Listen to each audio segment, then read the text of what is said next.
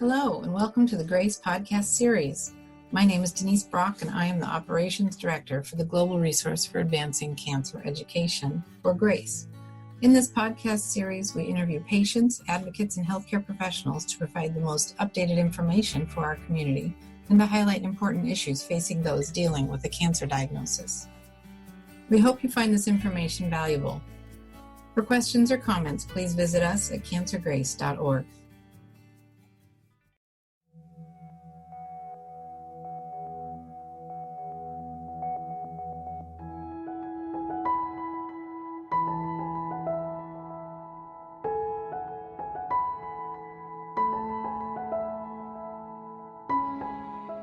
We know that patients with advanced or stage 4 lung cancer have a risk of the cancer spreading to their brain, and there are some patients where that risk is higher. Some of the patients with a pretty high risk of this have a driver mutation called ALK. Now, fortunately, we have effective treatments for ALK-positive lung cancer, and these are pill-based treatments, of which there are several in the same class, drugs like alectinib, known as Alecensa, Lunbrig or brigatinib, and a few others. One big feature of some of these agents, particularly the newer ones compared to what we started with as ALK inhibitors from several years ago, is that newer ALK inhibitors have very good activity in treating brain metastases and reducing the risk that new brain metastases will emerge over time. This is important because we routinely look for brain metastases in patients at the time that they are diagnosed to complete staging and know where the cancer is or is not. And historically, we routinely sent patients to the radiation oncologist to undergo brain radiation to treat the brain metastases. This was because historically drugs like chemotherapy didn't have good ability to get in the brain and didn't have very good probability of shrinking brain metastases. And of course, it's not good to have the cancer growing in your brain where there's just little capacity to accommodate that. So we relied on radiation to manage that. At least radiation could get in and shrink that cancer in most patients.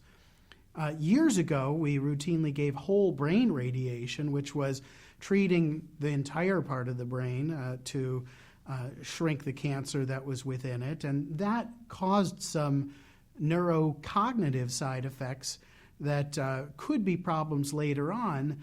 But before we had more effective therapies, not a lot of patients lived long enough to develop the problems from brain radiation. Nowadays, we have more effective treatments that work throughout the body and have patients living longer, long enough to develop problems from brain radiation if we give it early on. And that doesn't mean we wouldn't give radiation when necessary, but we try to be as sparing as possible. One of the other issues that has evolved with treating brain metastases is that it's very common now to treat with radiation that is just very focally applied to a spot here and a spot there, rather than throughout the entire brain doing whole brain radiation. This focal approach is called stereotactic radiosurgery, maybe called Gamma Knife as a brand name or something like that. But this is an approach that is much more sparing of the brain tissue. But we now have treatments that can get into the brain and shrink the brain metastases and control for the risk of new metastases developing if patients have ALK-positive disease. And with these newer agents, these second generation and later ALK inhibitors like alectinib, brigatinib, and lorlatinib, and some others, these can be so effective that it raises the question of whether we should skip radiation and just pursue the systemic whole body therapy alone. We don't have large studies of this right now to say that it is definitely safe and favorable and better to start with one of these agents and skip the radiation. But more and more oncologists treating a lot of these patients have growing experience, and we have trials that are increasingly showing that we can anticipate that brain metastases in the setting of ALK-positive lung cancer are likely to respond to these newer pill-based targeted therapies. And it's appropriate to follow these patients closely, ideally to have them meet with the radiation oncologist so that if the cancer is progressing in the brain, they can start promptly on a radiation approach, but not necessarily to reflexively move ahead with radiation instead of a systemic therapy like one of these targeted therapies.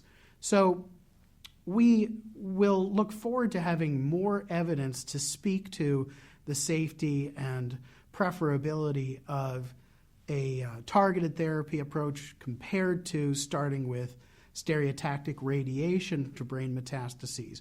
But in the meantime, most experts feel that it is very appropriate to individualize with the patient, and in patients who do not have larger metastases, usually with a size cutoff of about 1 centimeter, and who do not have symptoms related to the metastases, things like headaches or vision changes or seizures, these are the patients in whom we're most comfortable favoring a trial of the alectinib, brigatinib, et cetera, these whole body therapies, and having a significant probability of long-term control of the brain metastases we see and suppression of that risk of progression in the brain that we are not seeing by initiating these treatments. For the patients who do have symptoms, seizures, headaches, etc., it is still appropriate to lead with a radiation-based treatment as needed.